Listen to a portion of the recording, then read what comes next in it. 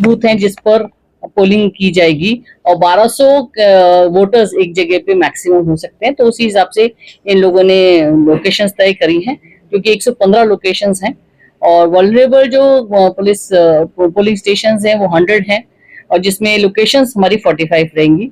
इसके अलावा micro observers का डिप्लॉयमेंट, जैसा कि इलेक्शन कमीशन की टारगेट रहती है कि हमें लगाना है ऑब्जर्वर की तरफ पे, तो हम माइक्रो ऑब्जर्वर्स का प्लेसमेंट करेंगे, क्योंकि वल्नरेबल या बहुत क्रिटिकल पोलिंग स्टेशन होते हैं, उसमें हम लोग नॉर्मली करते हैं। इसके अलावा 100% वेबकास्टिंग का पहली बार इलेक्शन कमीशन ने दिया है। अब तक 50% वेबकास्टिंग हुआ करती थी, तो इस बार 100% वेबकास्टिंग रहेगी। तो मतलब हर पोलिंग स्टेशन पे हमारे को वेबकास्टिंग का सुविधा मिला है, तो एक कंट्रोल रूम से भी पूरा देखा जा सकता है और आप लोग को भी जो सूचनाएं वगैरह हैं वो भी आराम से मिल सकती हैं। सिक्योरिटी का मैम अभी आपको पुलिस ऑब्जर्वर मैम बता देंगी किस तरह से कर रहे हैं। इसके अलावा जो कंप्लेंट्स के लिए कंट्रोल रूम सेटल किया हुआ है, सी विजिल ऐप है जिसपे कोई भी नागरिक जाकर अपनी कंप्लेंट कर सकता है, एमसीसी के वायलेशन से रिलेटेड हो या कोई एक्सपेंडिचर वायलेशन से रिलेटेड हो, किसी भी तरह की कंप्लेंट्स आप वो सी विजिल पे आराम से फाइल कर सकते हैं। इसके अलावा ऑब्जर्वर्स का भी आपको हम लोग नंबर्स शेयर कर लेंगे, तो you can always publish this और हम लोग को कोई कॉन्टैक्ट करना चाहे तो कर सकता है। जिला परिषद में हमने अपना सिटिंग रखा हुआ है, तो वहां पर भी कोई कॉन्टैक्ट करना चाहेगा तो आराम से कर सकता है। इसके अलावा आप कुछ जानना चाहें तो बताएं।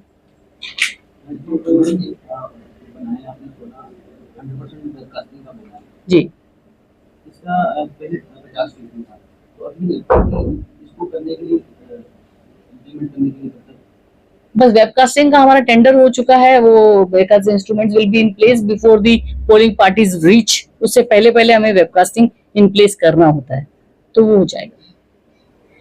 काउंटिंग अरेंजमेंट्स के लिए आपको पता ही नर्सिंग कॉलेज में काउंटिंग रहेगी। एक हॉल है, 14 टेबल्स इसमें रहेंगी काउंटिंग के लिए और एक हॉल है जिसमें पोस्टल बैलेट्स की काउंटिंग रहेगी, 5 टेबल उसमें भी रहेंगी। तो मुझे लगता है कि 15 या 16 ऑन एन एवरेज राउंड आएंगे, इतने में काउंटिंग कंप्लीट होगी। तो 14 को काउंटिंग है, शेड्यूल मेरे ख्याल से सबको पता ही इलेक्शन का कि 11 को पोलिंग है और 14 को काउंटिंग है। All the things are in place. Strong room का हो गया है, सेकंड रैंडमाइजेशन के बाद ईवीएम तैयार होना शुरू हो जाएंगी। और पुलिस स्टेशन एरियाज है जो असेंबली कॉन्स्टिट्यूएंसी में पड़ता है and the constituency has around 12 kilometres border with Pakistan also and हमारा ये पर्पस है पुलिस अरेंजमेंट का।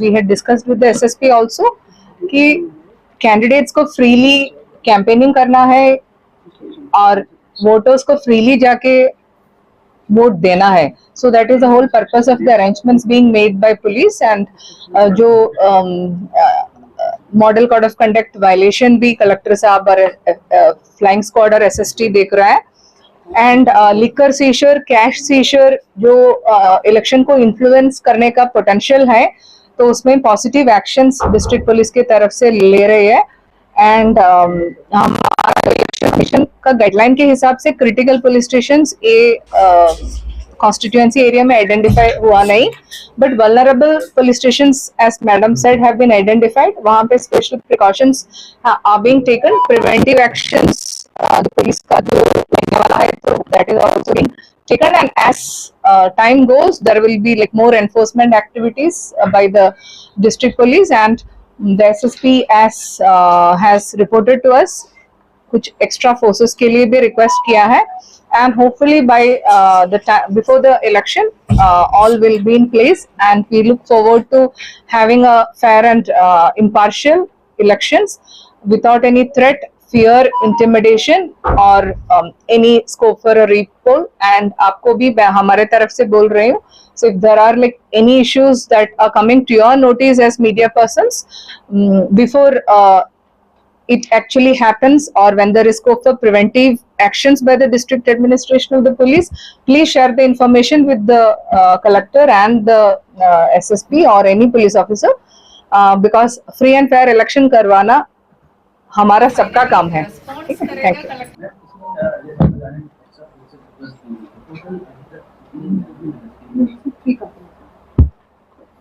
ਸਾਡੇ ਕੋਲ 3 ਕੰਪਨੀਆਂ ਜਿਹੜੀਆਂ ਹੈਗੀਆਂ ਨੇ ਆ ਚੁੱਕੀਆਂ ਨੇ ਇੱਥੇ 5 ਕੰਪਨੀਆਂ ਸਾਨੂੰ ਅਲੋਟਡ ਨੇ ਉਹ ਪਹੁੰਚ ਰਹੀਆਂ ਨੇ ਸੀਏਪੀਐਫ ਨੂੰ ਤੇ ਇਸ ਤੋਂ ਇਲਾਵਾ ਲੋਨ ਆਰਡਰ ਦੇ ਲਈ ਜੋ ਐਡੀਸ਼ਨਲ ਫੋਰਸ ਕੰਪੋਨੈਂਟ ਹੈ और माननीय कमीशन को डिमांड की कर सकते हैं previously a 200 meters was the guideline, but this time ECA has revised the instruction and sanitized area would be like 100, means like other than the voters जो what do you call it, polling parties के polling booths होते हैं हाँ नहीं, that is after 100 meters के बाद वो जो Earlier it बाउंड्री was- है ना उसका उसके तो 100 ये आपके मीडिया के तरफ से भी you can inform the people because they also need to know. Earlier it was 200 meters and this time it's like 100.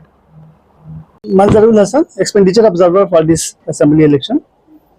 So there is a mechanism defined by the Election Commission of India to have a check on the expenditure being done by the political parties and the candidates. उसमें दो तरह के expenditure होते हैं. एक तो वो expenditure हैं जो लीगल हैं, जिनकी एंट्री होती है, जिनकी रजिस्टर में एंट्री होती है, और जिनका एक सीलिंग डिफाइंड है जो कि 40 लाख रुपए 40 lakh for the assembly constituency. और एक वैसे एक्सपेंडिचर होते हैं जो लीगल नहीं है, दैट इज इलीगल. उसको चेक करने के लिए as directed by the election commission of India वो डिफाइंड टीम्स बनी हुई है. यहाँ पे सर्वेलेंस टीम्स हैं, स्टैटिक्स टीम्स हैं, फ्लाइंग स्क्वाड्स हैं. उसके जो पर्सनल्स हैं वो डिफाइंड है उस नंबर्स के हिसाब से. हम पूरी कंस्टिट्यूंसी में डिप्लॉय करेंगे और जितनी भी टीम्स हैं हमारी, एक्साइज, इनकम टैक्स, पुलिस के जो नोडल ऑफिसर्स हैं, सब एक दूसरे से इंटरेक्ट करते होंगे. उसके लिए एमसीएमसी के जो कंट्रोल रूम्स हैं वहाँ से भी जो भी इंफॉर्मेशन आती हैं वो on behalf of Election Commission of India, I would be there to observe, and to assist me, there are 3 assistant expenditure observers and the nodal teams for accounting. They are all there in the place, और पूरी supervision होगी proper. जो protocol हैं, जो schedule of protocols defined हैं सब teams के लिए, वो रहेगा. और हम लोग इंश्योर करेंगे कि जो इलेक्शन है, as ma'am was telling, it's a coordinating effort, और हम लोग इंश्योर करेंगे कि पीसफुल हो इलेक्शन और फेयर हो, किसी तरह का कोई इंटरफेरेंस, इलीगल चीज़ें ना हो, और एज ए डेमोक्रेटिक फेस्टिवल हम लोग सब लोग सेलिब्रेट करें इसको. Will be working as a team. Thank you. हाँ, टीम्स है, एमसीएमसी है, पेड न्यूज़ की कोई भी इंफॉर्मेशन आती है थ्रू सी विजिल या जो कंट्रोल सेंटर्स हैं हमारे, वहाँ पे कोई शिकायत आती है या एमसीएमसी के पास इंफॉर्मेशन आती है, वो that is suppose to come to the nodal accounting team, to the EOs, will come to my notice also. I have also given 3 dates for inspection of the registers of the candidates.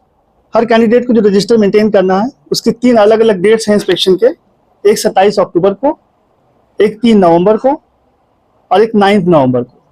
3 different dates में सारे candidates को या उनके behalf पे जो authorised agents होंगे वो आ सकते हैं.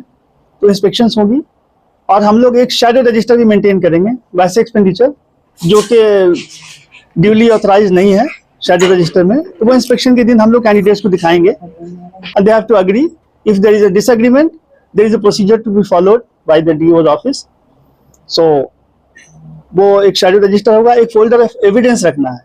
कोई भी ऐसा एविडेंस कलेक्ट होता है, चाहे वो डिजिटल फॉर्मेट में हो या कोई डॉक्यूमेंट्री एविडेंस है या कोई शिकायत आई है जिसका वेरिफिकेशन फ्लाइंग स्क्वाड या SST के थ्रू हुआ है, वो सब डॉक्यूमेंट्स फोल्डर ऑफ एविडेंस में हमारे रहेंगी. वो कैंडिडेट्स के इंस्पेक्शन में उनको दिखा के विल इंश्योर कि वो रजिस्टर में उनके एक्सपेंडिचर में एंट्री हो उसकी. और अगर वो नहीं होती है, कोई ऑब्जेक्शंस है, that will come to DO and the returning officer. तो अकॉर्डिंगली हम लोग उसको हैंडल करेंगे. Thank you.